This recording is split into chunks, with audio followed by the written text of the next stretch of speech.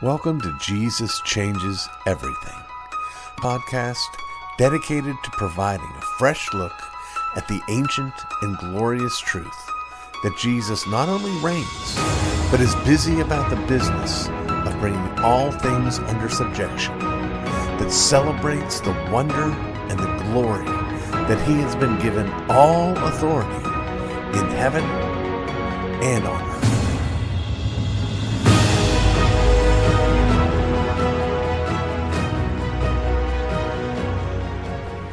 It's that time once again for another one of our sacred marriage segments. We have, over the course of probably more than 3 months, we've been working our way through the 10 Commandments. And last week, we finished with the 10th commandment.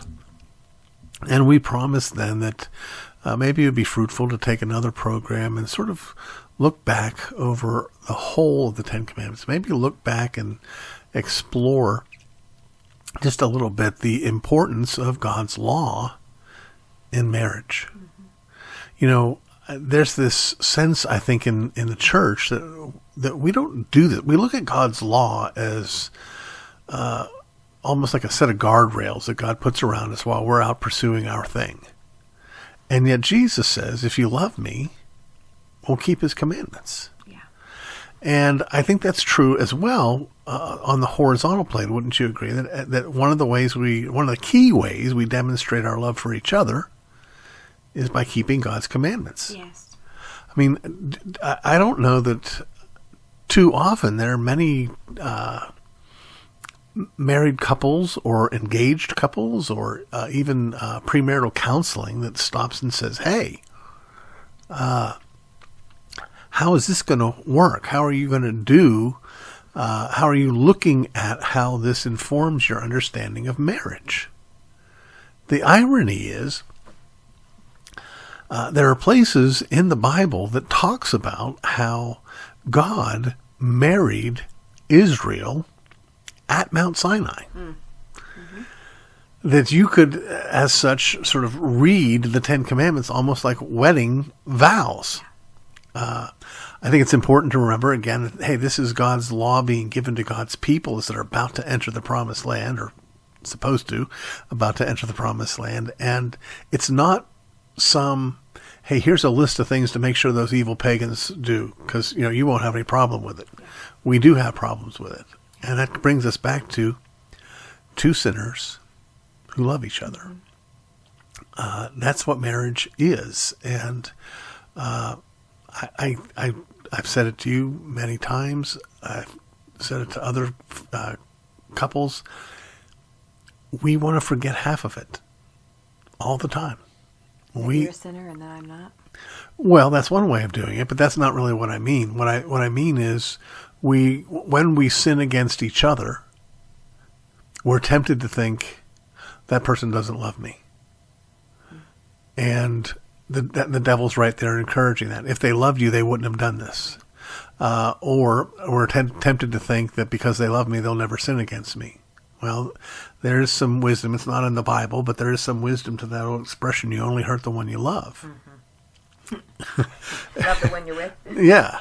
And I would say, and I've said this to you before, I think I'm more prone to get angry, in part because it really, really matters to me what you think about me. And me too. Yeah, exactly. Mm-hmm. It goes both ways, doesn't it? Mm-hmm. When you are aloof, there's no real danger. Your nerve endings are kind of numbed. Mm-hmm. But when you're exposed, when you are, then you can get really hurt. And hurt typically, I don't know if it's all the time, but anger typically comes out of hurt. Yeah. Do you think that's true? Yeah, I agree with your dad. I can't disagree. No, but you can remember where I got it, and you could tell our whole audience. Oh, that wasn't like father like son. Yeah. Oh, thank like you. Sure. Like yeah. Father, but you know, honey, the whole beauty of that. I mean, we've been married almost 7 years, and God's just done so much work in our lives. Yes. He's brought us closer to Him, and He's brought you and I closer to be closer to Him at the throne and at the foot of the cross. Yes. You know, everything is level at the foot of the cross. There's no labels there except for sinner. Yeah, exactly. And not less sinner, not more sinner, just sinner. And that's part of that formula. Two sinners who love each other, not one really bad sinner and one occasional minor sinner. It's two sinners. Now, that doesn't mean that one person can't be better than another person. It just means that the difference ultimately is insignificant. It's not worth arguing about. Well, I really like what you said about the foot of the cross, because I think it's a great way to wrap up this series, to talk on God's law, to talk about the significance of grace in a marriage. That when we recognize that we're two sinners who love each other, the huge element of that love is a willingness to forgive. I almost mentioned this in an earlier segment. In fact, I maybe did way back sometime, but I'm sure I did. That thing you said to me on the phone that just, that may have been the first time no, that couldn't have been, because we were talking. That really made me think, this is the woman I need to have for my wife. And that's when you told me that you would love me in my flaws. That was so absolutely freeing and such an expression of grace. And have you felt loved? Better than any man in the world. You betcha. And have you felt sinned against? Well, sure you have. Of course you have. Yeah, of course you have. I feel your deep love. Good. And again, Good man. Well, I'm striving to follow one. I think, how do I put this? I really think so much of our problems, we talked earlier, that one of the problems is I think I'm owed more than I owe. And that can go to the owing of forgiveness. I feel like, hey, I've sinned against you little, you sinned against me a lot, and so I don't have that much to forgive. You don't have that much to forgive, and you've just given me too much to forgive. I can see that. Yeah, there's a value on that 70 times 70. I think about the question that the disciples bring to Jesus: how many times should I forgive my brother? And Jesus, said, you keep forgiving him, and you keep forgiving, and you keep forgiving him. And the whole point of 70 times 7 is to say it never stops. But chances are that if your brother sins against you 70 times 6, you're probably going to put some distance between you and him. But in the marriage, we can't do that. No. It's even harder though when a brother sins against you, again, because you're that person matters more to you. But we are going to do it. Yes. And I think that's the thing that we've realized, is that we carry each other and we forgive each other, and making up is a beautiful thing. Yes, it is. We are going to sin against each other. Yes. And I remember you telling me that, thinking, I don't want to sin against you. I don't intentionally want to sin against you. But we will. Yeah. And we do. Yeah. And God's grace covers it. Right. And again, just as Jesus says over and over and over again, if you're lacking, if you feel like it's really a struggle to forgive this other person, the best thing you can do is not think about how great they are, but think about how terrible you are. Right. Think, oh, no, wait a minute. Yeah. Look at all that I've been forgiven for. And if you don't think that that's shocking and amazing, then you're doing it wrong. You're looking at it wrong. If you take the time to ask the question, well, how much have I been forgiven? And your answer is not, holy cow. Right. Then you're not really looking. You're not being honest. Yeah, I was dead in my trespasses. Yeah. I don't know. God's just so amazing. And the gospel is so beautiful. And it's such a wonderful thing to be living that gospel in the context of a marriage. Amen. Now, let it be a marriage where we're not killing each other, where we're not lying to each other, where we're not stealing from each other. These things matter. Yes, they do. And they provide blessing, just like every other bit of God's law. God doesn't say, and that helps me. When I'm mad and when I'm tempted and I'm not, I have to remind myself, no, wait a minute. God says not to do this. God says things will go better for me if I do what he says. And you know what? I've been wrong a lot. Mm-hmm. But God, not one single time has he ever been wrong about anything. Well,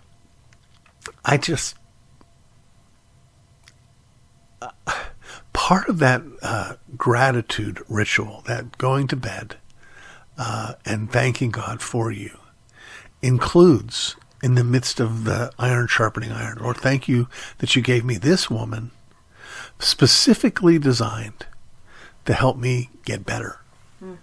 Thank you, Lord, for giving me this woman as a blessing to me. This is a gift from you. If I'm not seeing her as a blessing, I'm blaming you. But she is, and again, even in the midst of the iron sharpening iron, this is a blessing too. Even in the midst of the hardship, this is a blessing too. Lord, you have blessed me. You have blessed me. I trust you. I can't imagine. They say a cord of 3 strands is not easily broken. And I just think I can't be without either of the other two. Without you and without Jesus. Amen. And with you and with Jesus, I can be content, even when you and I are sinning against each other. Yeah. Well, sweetheart, I think this has been a fruitful series, and I hope maybe folks who've heard some latter ones might go back and listen to some of the older ones, and take advantage of them. And I know it's been helpful to me. Yeah. Sweetheart, I love you to pieces, And I can't wait to come back and do this segment again. I love you. I love you.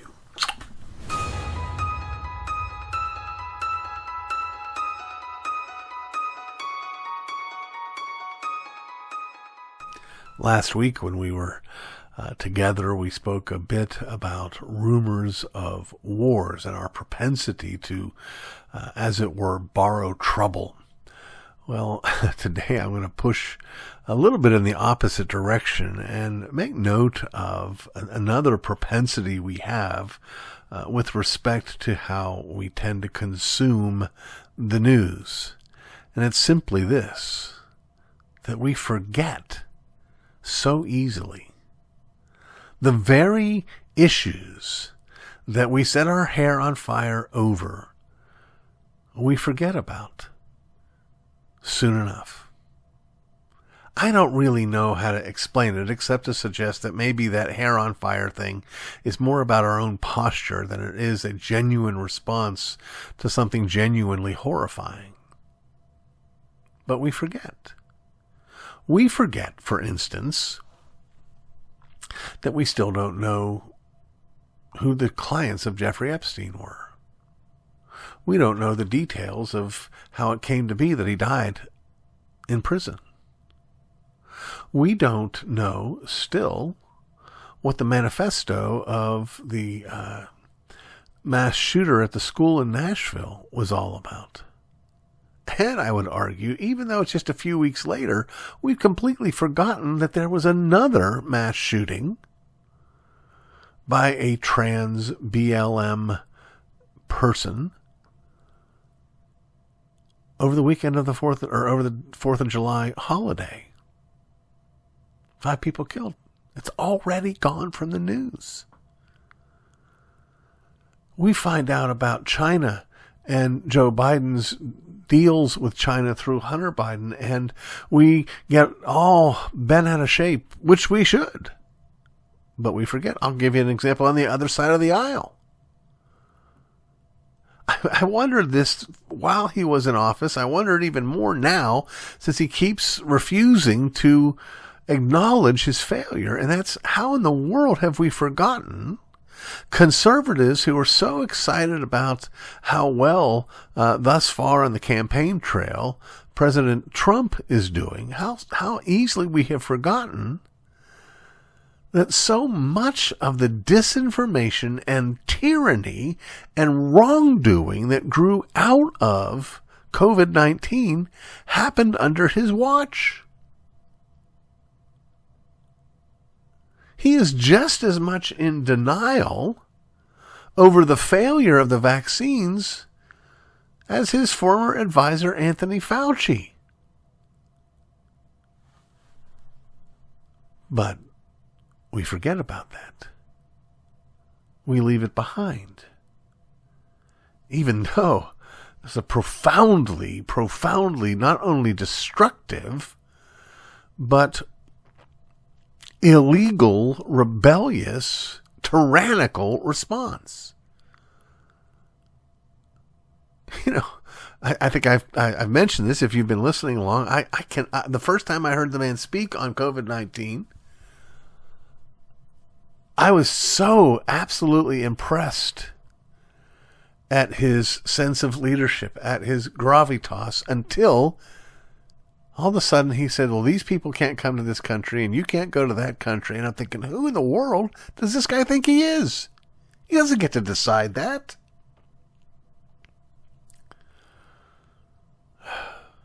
But we forget.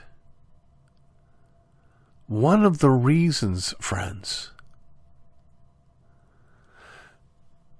governments, politicians, political parties get away with the things that they get away with is not simply that they don't get caught. It's but after they get caught, we forget. Honestly, I cannot begin to imagine why President Biden hasn't already resigned. How fast, how long should it take to go from what we already know to him being not just impeached but removed from office? We'll forget. Yeah, it's a little weird that all of a sudden, around the same time, Hunter says, I'm sitting here with my dad and we won our $10 million. It's a little bit weird that around that same time the president suddenly had an influx of income of several $1 million, which, by the way, he didn't pay taxes on either. But we'll forget. They are at the place, politicians on both sides of the aisle, where they can just brazen anything out. We'll forget, oh my stars, how many people will forget when the election comes, if he's still in it, every bit of mental confusion and verbal gaffes that the president has done.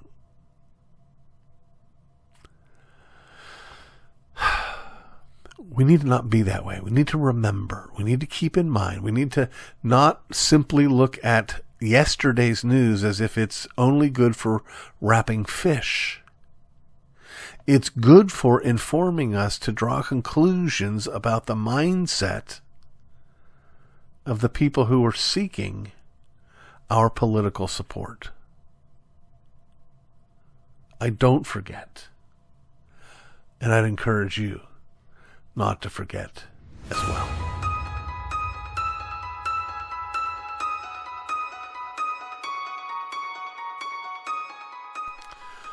When this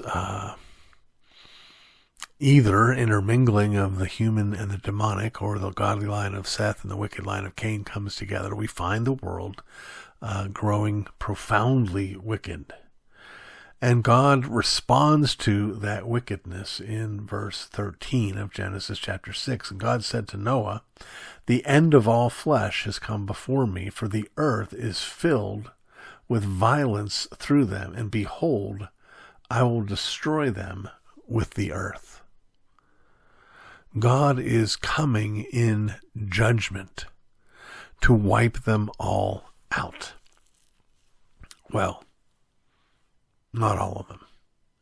As I mentioned last time, it's important to remember that God is doing two things here. One, he's wiping out all of humanity except two, Noah and his 3 sons and their 4 wives. let me just stop right here and encourage you. If you have the opportunity to visit the Ark Encounter in Kentucky that my friend Ken Ham and the folks at Answers in Genesis have put together, it is really something. I've been twice, and I'm sure I'm going to be going back again. It is a sight to behold. Now, back to God's plan. He's coming in judgment. Now, there are those who object to this, who have apparently forgotten that every human being up to that point, and by the way, up to this point, stands guilty before God of a capital crime. That capital crime is being a sinner and committing sins.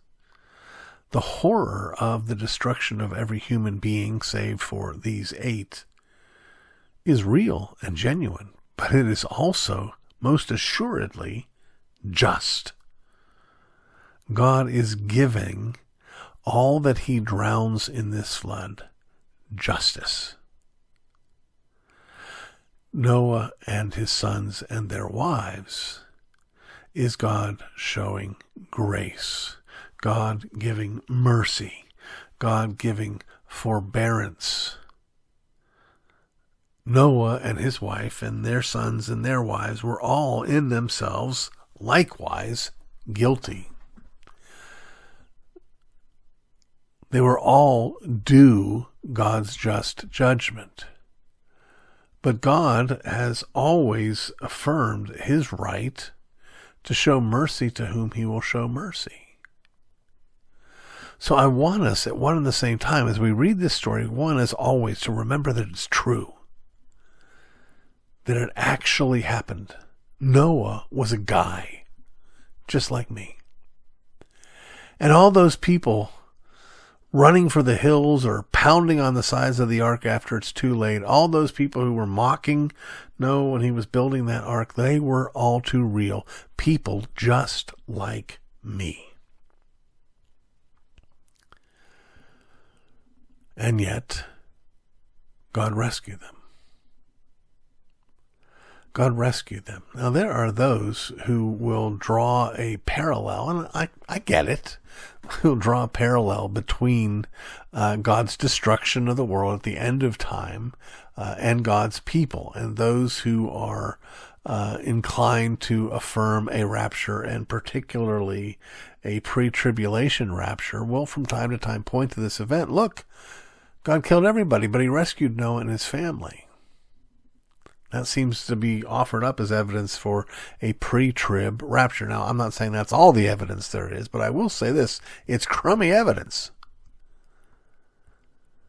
My wife said this, and it just struck me. This is what she's like. She just struck me. She said, God didn't rescue Noah and his family from the flood, but rather rescued them through the flood. To be sure, Noah and his wife and their sons and their wives did not experience the flood in the same way everyone else did. But they most certainly experienced it. And I can't begin to imagine how daunting and terrifying that experience must have been. But God blessed them. God protected them. God carried them.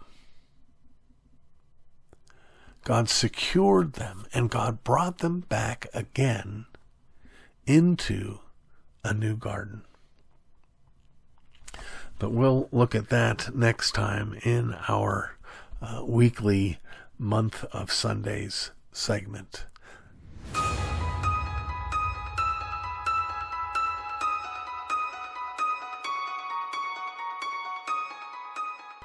It's once again time to remind you and myself of the glorious truth that everything that is in the Bible is true, and the glorious truth that it's truly happened. The accounts therein. God spoke to Abram and told him to go. And when Abram went and God said, I will tell you the place where you should go, we come now to Genesis chapter 12, verse 7. We're in in the beginning series, and there we read these words. Then the Lord appeared to Abram. This is the second time. And again, we're reading through our Bibles.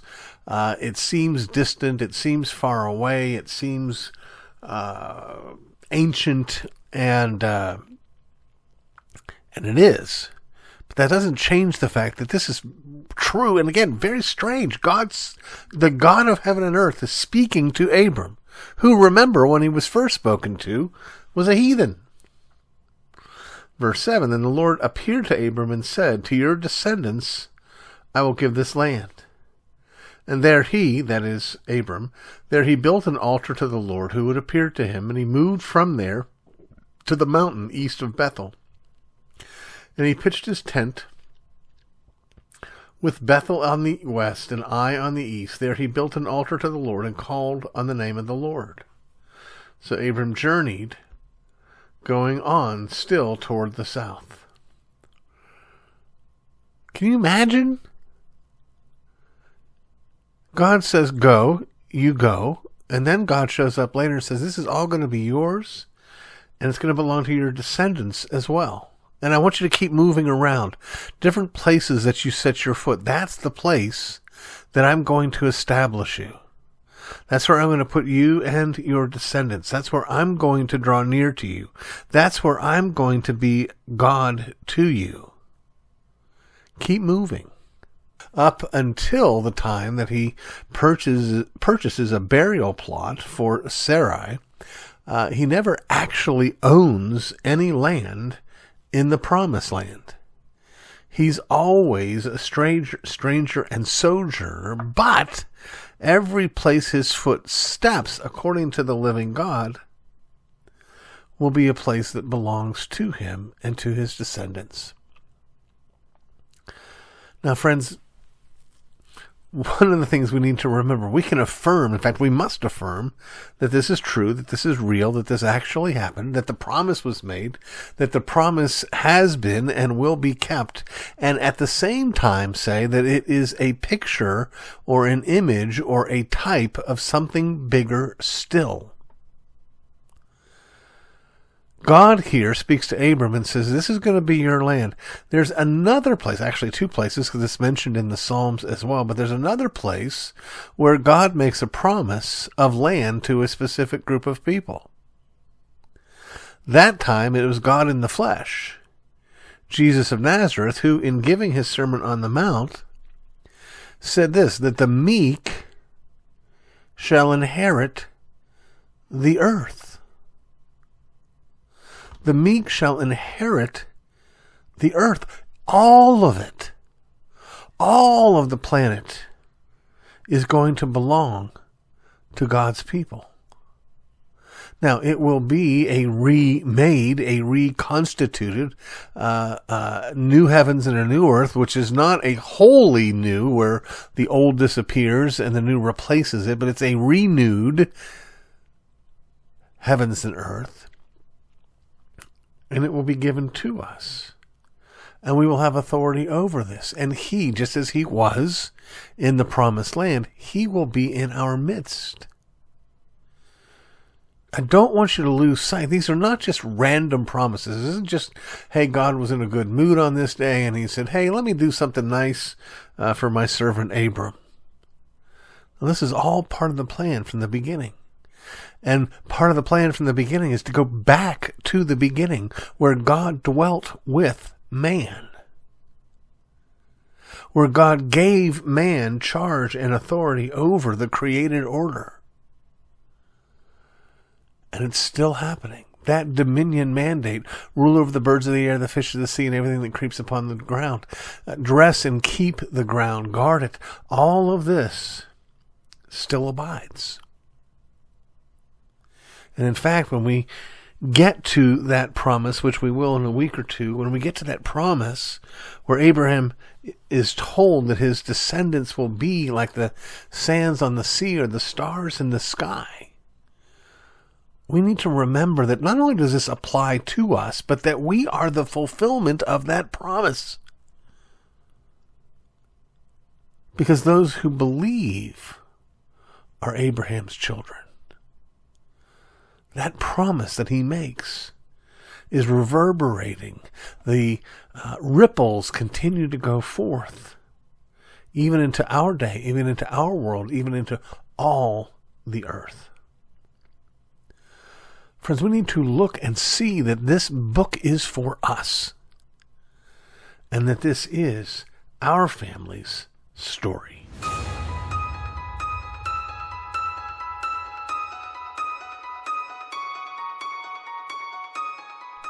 Having witnessed the swift retribution meted out by conservatives against both Target and Bud Light, I thought it'd be appropriate to revisit this question. Do we, as Christians, do we have an obligation to boycott those businesses that support wicked causes? My argument is no, we don't. I recognize that Christians disagree on this, and when we disagree, we can usually expect someone to trot out the whole meat offered to idols and weaker brother texts, discussions that are in 1 Corinthians and Romans, respectively. Neither of these texts, however, were given to us to squelch discussion nor to leave us blind to moral absolutes. There are things that the Bible forbids. There are things that the Bible doesn't forbid. And there are things that fall into neither category. The key is wisdom to discern what goes in which category.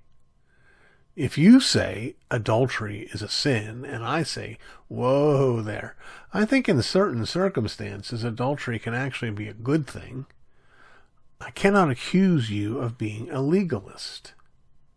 Neither can we agree to disagree by considering adultery a meat offered to idols issue. Wrong for you, but fine for me. In like manner, if I say, it's a sin to read any Bible translation other than the King James Version, and you say, there are other acceptable translations, I cannot accuse you of being antinomian. Neither can we agree to disagree by considering the ESV to be meat offered to idols. What the Bible calls sin is sin, whatever others might say. What it allows, whatever others might say. So where do boycotts fit in? Rightly, they belong right in the middle of the meat offered to idol category. There are two objections that might come up for eating meat offered to idols. The first is that it might be bad for you, spiritually speaking. It might have demon cooties, so to speak. Paul rejects this out of hand. The mature, he argues, know that, quote, an idol is nothing in the world. 1 Corinthians 8:4. Meat is meat, and foolish incantations spoken over it won't change that. The second objection might be this. Am I not supporting the work of idolaters by buying meat from them? And here is where we get to the issue of boycotts. Paul, however, still has no objection to buying the meat offered for sale by idolaters. Why? Well, because we're buying meat, not idolatry. We're not guilty for what they do with the money we give them. When we trade our money for meat, the meat becomes ours and the money no longer is. In like manner, if the home store supports gay causes or Red Crawfish Restaurant supports Planned Parenthood, I am not guilty of supporting either if I buy some plywood or a steamed lobster. I'm buying wood and seafood. May you boycott such companies? Of course you may. Feel free. The trouble is, however, that boycotts are most effective when they are widely practiced, which will likely give you the temptation to move from may to must. you will be tempted to accuse your brother of sin for not joining you in your boycott, which is just like accusing your brother of sin if he buys meat that had been offered to idols, which Paul says you must not do. Buy from whomever you please.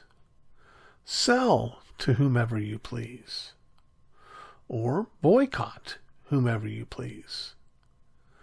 But always remember this bit of wisdom. Who are you to judge another servant?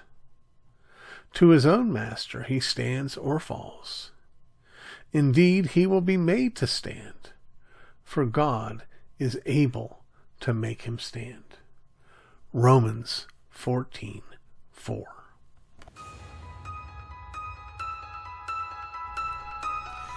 You've been listening to the Jesus Changes Everything podcast, a production of Dunamis Fellowship, the teaching outreach of Dr. R.C. Sproul Jr. If you've enjoyed this podcast, we encourage you to subscribe, which you can do at all the usual outlets, to tell your friends, and to spread the word. To learn more about the work of Dunamis Fellowship, please visit rcsproulJR.com. And join us next time on Jesus Changes Everything.